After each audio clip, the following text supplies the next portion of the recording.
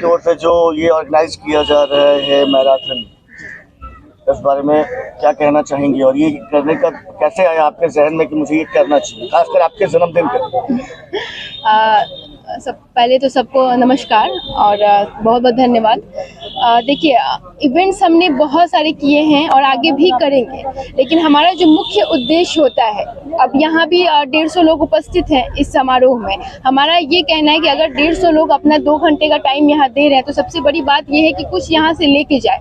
जैसा कि आप लोगों ने देखा कि रुबन के डायरेक्टर सत्यजीत सर यहाँ पे उपस्थित हैं, उन्होंने बहुत सारी अच्छी बातें और जागरूकता पे भी बात किया उन्होंने।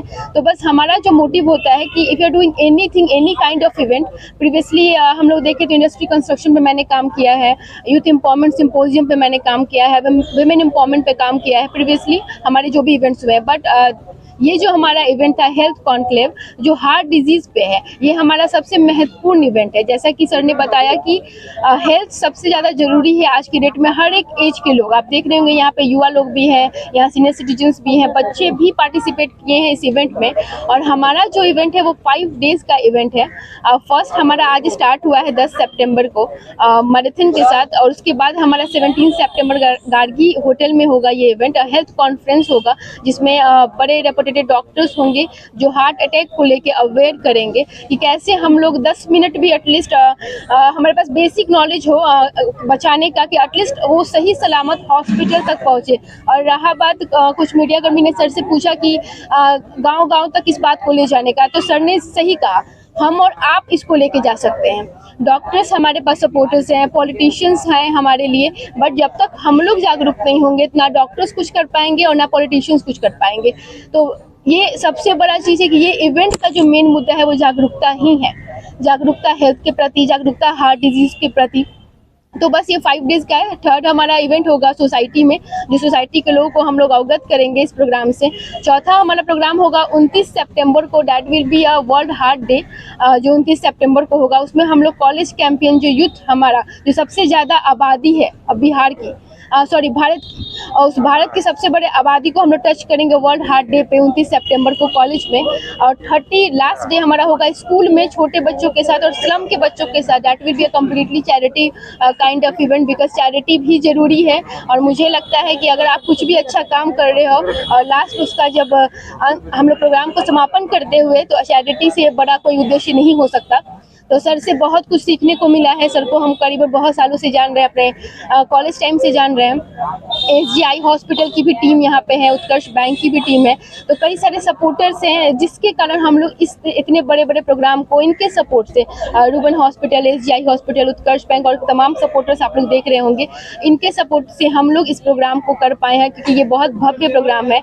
कोई 1 दिन या 2 दिन 3 दिन का प्रोग्राम बहुत ईजिली कर लेता है, बट ये 5 डेज़ का प्रोग्राम है। और हमारा टारगेट है कि ज़्यादा से ज़्यादा हम लोग का ये रिच हो, मीडिया के सपोर्ट से हो, लोगों के सपोर्ट से हो, और ग्राउंड प्रमोशंस हम लोग इसके लिए करेंगे, क्योंकि ये ज़रूरी है ये प्रोग्राम, और ये प्रोग्राम बहुत नेसेसरी प्रोग्राम है। तो हम चाहते हैं कि आप सब लोग सपोर्ट करें कि लोग तक बात पहुँचे, कैसे हम लोग हार्ट अटैक को कैसे हम लोग ठीक से रह सकते हैं कि हार्ट अटैक कम आए, जो आज युवा में देख रहे हैं कि कितना जल्दी बढ़ रहा है। आप लोग न्यूज़ में प्रतिदिन ये न्यूज़ देखने को मिल रहा है।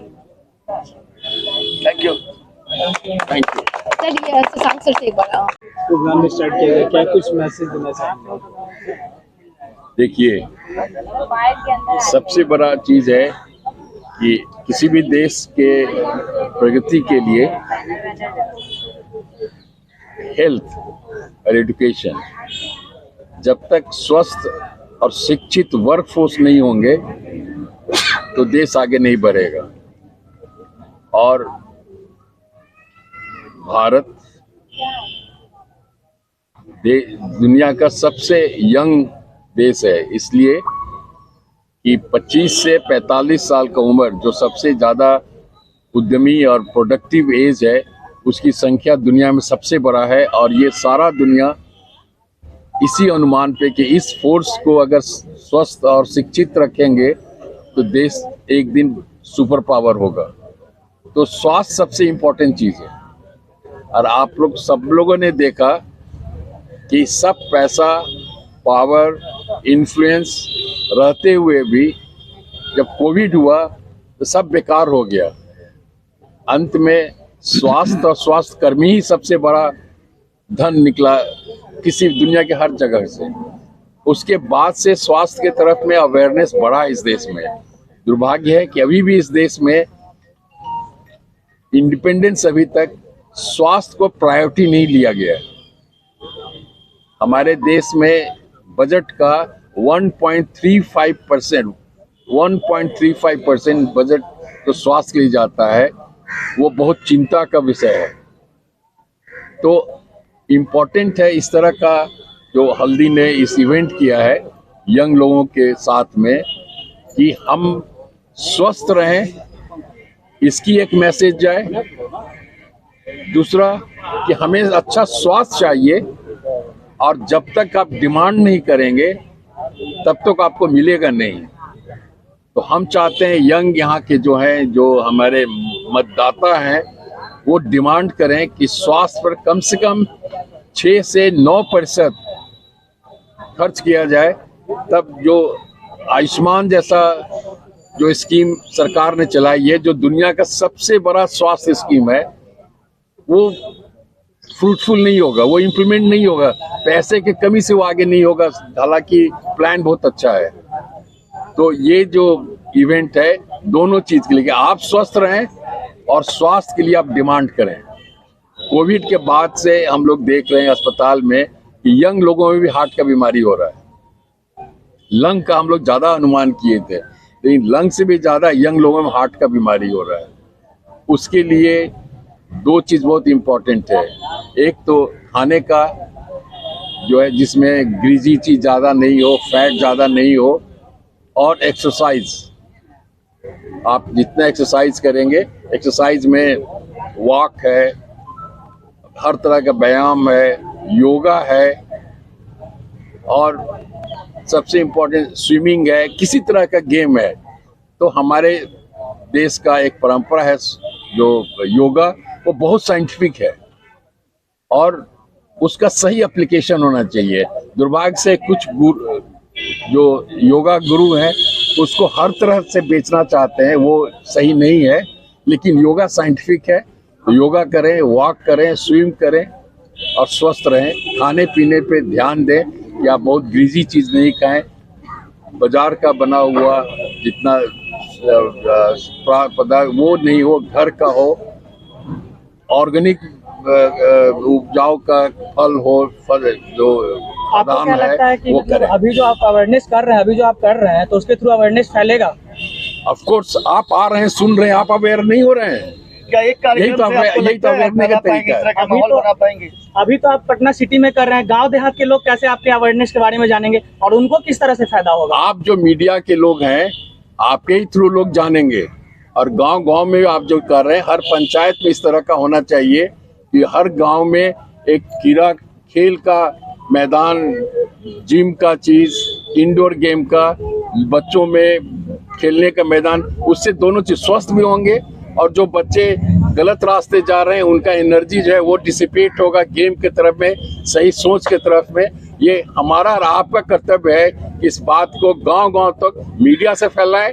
एडमिनिस्ट्रेशन है जो पंचायत में, हर पंचायत में इस तरह का ऑर्गेनाइज करें, खेलने का, व्यायाम करने का इंतजाम करें, इसी से अवेयरनेस बढ़ेगा। हॉस्पिटल की बात करते हैं तो जहां तक देखा जाए कि अच्छे हॉस्पिटल हमेशा शहरों में होते हैं, गांव में अभी तक भी जो भी सरकारी हॉस्पिटल है उसमें बहुत कम सुविधाएं दी जाती है, जिससे लोगों को बहुत ज्यादा परेशानी हो रही है। हमने अभी क्या कहा, आपने जब तक जनता, जब तक मतदाता प्रेशर नहीं डालेंगे, और दुनिया के हर एक देश में ये होता है, पॉलिटिशियंस जो होते हैं वो देखते हैं हम आगे कैसे बढ़ें।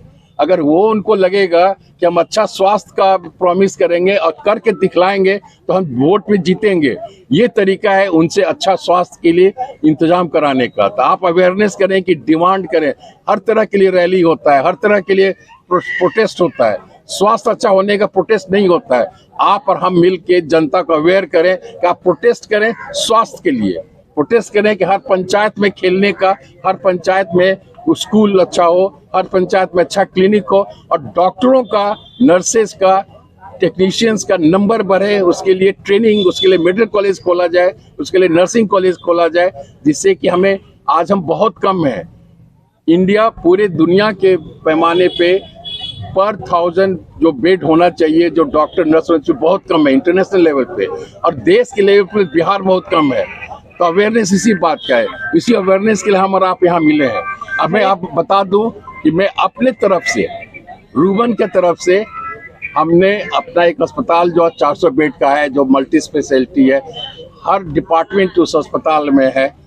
हमने पहला कदम लिया है कि राजगीर में रूबन कम्युनिटी हॉस्पिटल के नाम से 25 बेड का हॉस्पिटल शुरू किया है, जहां पर कि जो चाइल्ड मैटरनिटी, एल्डरली का इलाज का है, और वहां से हम लोग इस तरह का बिल गेट है और बहुत से संस्था है जो सामाजिक काम, जो सोशल मेडिसिन करते हैं, उसका काम कर रहे हैं, वो एक नाइडस होगा। तो हम चाहेंगे कि प्राइवेट सेक्टर भी इस तरह से रूरल एरिया में छोटा छोटा यूनिट खोले, जिससे हम सरकार के साथ मिल करके इसको आगे बढ़ाएं। किसी बीमारी को अगर हम दूर करना चाहते हैं और अगर हम सरकारी अस्पताल में जाते हैं तो वहाँ की फी कम होती है, लेकिन अगर हम किसी निजी अस्पताल में जाते हैं तो उसका वही चार्ज होता है जो दुगना तिगुना होता है। तो ऐसा क्यों कर मतलब जनता करेगी कि सरकारी को छोड़कर प्राइवेट की तरफ जाएगी?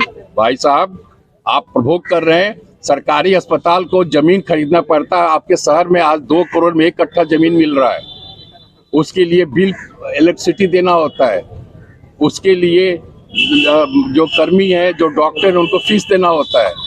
ये सरकारी अस्पताल को तो नहीं देना होता है, एम्स को तो नहीं देना होता है। तो ये इस तरह होना चाहिए। लेकिन आप कुछ भी करें, पॉलिटिक्स करें, बिजनेस करें, आपके व्यक्तित्व पर पता चलता है कि आप कितने सोसाइटी से कनेक्टेड हैं, और उस तरह से जो प्रमोटर हैं उनके विचार से ही होता है। और हम आपसे सहमत हैं कि सरकारी अस्पताल, जो कॉर्पोरेट हॉस्पिटल है, उसमें जिस तरह से फी स्ट्रक्चर है वो रिजनेबल नहीं है। हम विदेश में भी हम 4 साल प्राइवेट प्रैक्टिस इंग्लैंड में कर चुके हैं, वहाँ हमें मरीज से 1 पैसा की बात नहीं होती थी।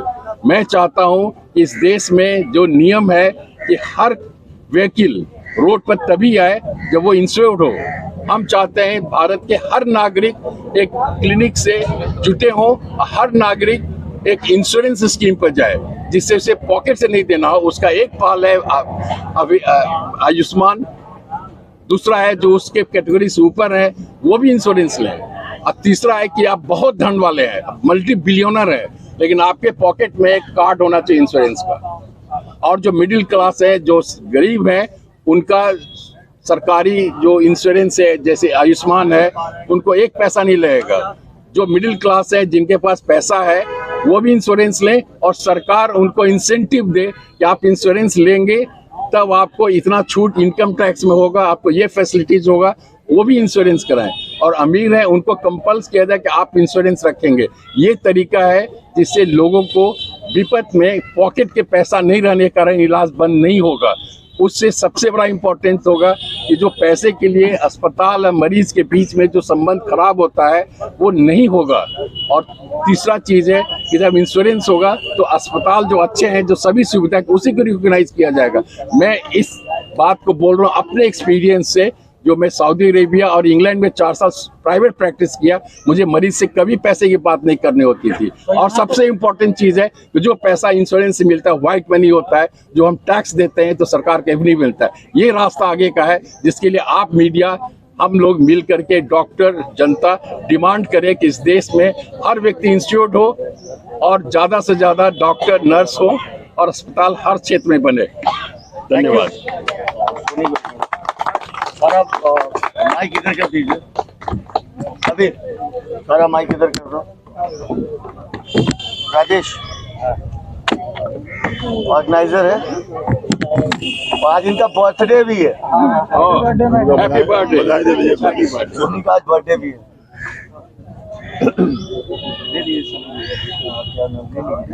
रेडी है?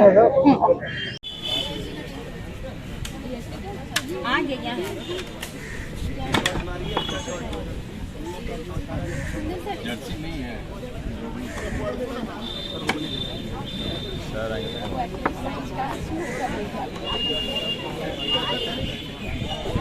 सेंटर दीजिए तो